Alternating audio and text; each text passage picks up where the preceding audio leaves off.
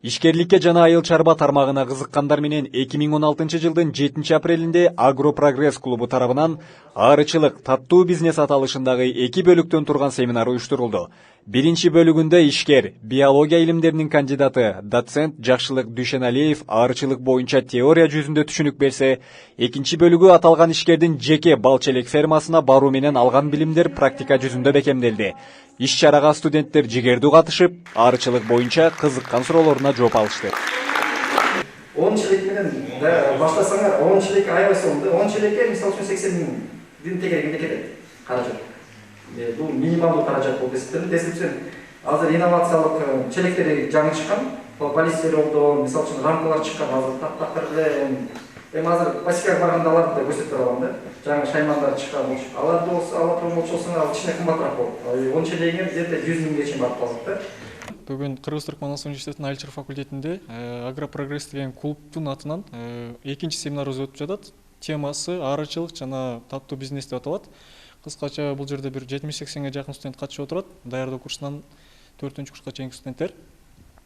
Иш-чара буюрса мыкты деңгээлде өтүп баратат деген ниеттебиз. Азыр теоретикалык жагы болду буюрса. Эми мындан ары университеттен сервис алдык. Практикалык талага барып, атайын фермерден бал челектерин өз колубуз менен көзүбүз менен көрүп келгенге баратабыз. Иш-чаранын биринчи бөлүгү жыйынтыкталып, активдүү катышкан студенттерге эксперт тарабынан бул тармакты онлайн окутуучу дисктер белекке берилди. Андан соң аталган топ менен бирдикте Бишкек шаарынын четиндеги Ленин айылында жайгашкан Жакшылык Дүйшеналиевдин ары челек фермасына сапар алдык. Ферма жашыл аймактуу жерде жайгашып, анда 300 даана ары челек жана ал челектердин ар биринде болжол менен 70 миңден ашуун арылар болот экен. Чарбактагы арылар Карпат породасынан. Бул тукумдагы арылардын өзгөчөлүгү Кыргызстан сыяктуу деңиз деңгээлинен бийик болгон аймактарга чыдамдуу, бал ташуусу да жогору болот. Маалыматтарга таянсак, арылар чаңдаткан өсүмдүктөрдөн эле АКШда жылына 24 миллиард доллар киреше түшөт экен. Кыргызстанда болсо азырынча арыны бал чогултуу максатында гана кармап келебиз деген ишкер төмөнкүлөргө токтолду. Ары чарбасы негизи бул бат түшүм бере турган айыл чарбасынын бирден бир продукты болуп эсептелинет да. Мисалы үчүн мен ошо чакырат элем да. Мисалы мен жакында эле бир эксперт досум келип кетти Британиядан. Ал айтып атат, Британияда бир киши башына болсо 20 килограмм бал келет экен да. Бир жылда 20 килограмм балга чейин жеш мүмкүн экен да, бир британец. Бизде Кыргызстан статкомуна кайрылчу болсок, ал жерде 700 гана грамм деп берип атат да бизге. Биз кыргызстандыктар бал жебейт экенбиз. Ошон үчүн мен ошо чакырат элем бал жегенгечи. Бул биз балдын ордуна кайра сахарды көп жеп атабыз да. Кант ширесин. Себеби кант ширеси бул химиялык препарат. Көп жылдан бери эле айланып келатабыз. Мен бир жагынан дагы ошо өзүм мугалиммин. Бул аарычылык боюнча илимий иштеримди да аткаргам. Ошондуктан бул мен үчүн жанагы кээ бирлер айтып атпайбы азыр хобби депчи, башка деп, мен үчүн күнүмдүк эле жумуш катары эле алектенип келатабыз да. Иш-чара катышуучуларды кайдыгер калтырган жок.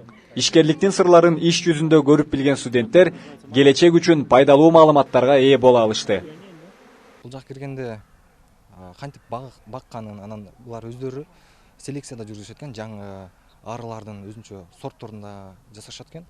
Анан өзүбүзгө кызыктуу суроолор да бердик. Бизнес тармагын студенттерге тааныштыруу, бизнеске кызыктыруу максатында Агропрогресс аттуу клубубуз менен ушу уюштуруп жатканбыз. Бул жакта азыр деген 60тан ашык 80ге жакын студенттер ушу арычылыкка кызыккан жана зираат факультетинде эле окуган, айыл чарба факультетинде окуган студенттер жана андан тышкары ошо бизнеске кызыгам деген адамдарды чакырып ушинтип көрсөтүп отурабыз. Бул арычылык дегенде эле баары бал деле ойлошот, бирок чынында андай эмес. Арычылык деген бул абдан чоң өзүнө сфера камтыган бир чоң бизнес деп айтсак болот да. Ошону көп эле биле беришпейт. Көп дыйкандар жана студенттер көп билбегендиктен ошону бир тааныштыралы деп жана бизнеске үгүттөө максатында уюштуруп жатабыз. Бал челекчилик бул жер кыртышын, сууну талап кылбаган жападан жалгыз айыл чарба тармагы болуп саналат. Балким бул себептүү да аарычылык кирешелүүлүгүн жоготпой келет.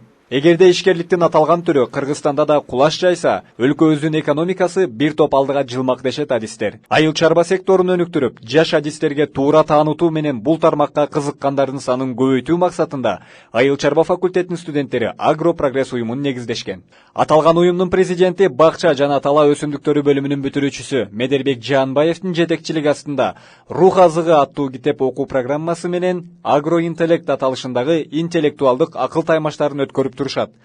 Ошондой эле айыл чарба тууралуу кыргыз тилиндеги маалыматтарды коомго кеңири жайылтыш үчүн Агростан Чекит Га сайтын ачып иштетишүүдө.